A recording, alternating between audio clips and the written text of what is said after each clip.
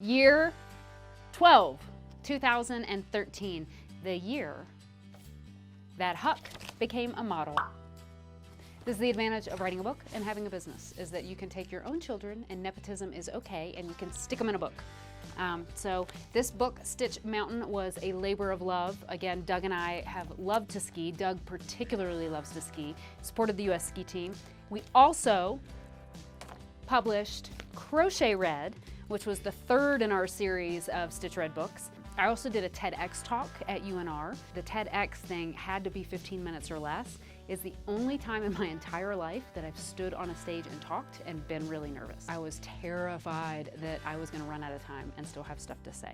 We also that year did a retail remodel. We teamed up with Shelly from Petaluma. She owns the Knitterly shop, and she came and helped us beautify everything and make it a little bit more the aesthetic that we were looking for. Out of the different years, this was the year where our creativity really took off. Rob and Shannon own Cascade Yarns. It's a family business. Rob's parents started it a long time ago. He called me and he says, hey, do you want to do a yarn tasting in your shop?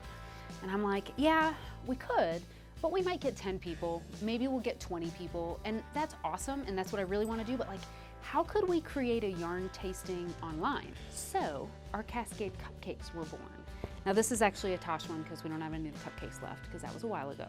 But basically this sparked the idea for us taking yarn that we received from our suppliers, from our partners, winding it into little teeny tiny balls, packaging it all up, creating a pattern that you could use, and you could use all this stuff to make something, and then shipping it off to you.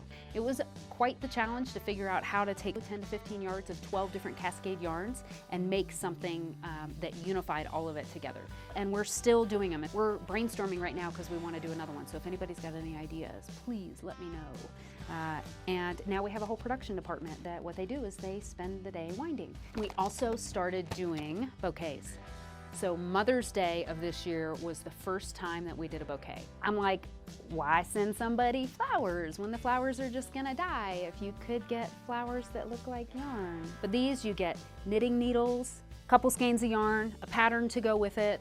This has some soak, it's got a stitch marker, so it's got everything that you need for this one project, and it comes in the form of a beautiful bouquet.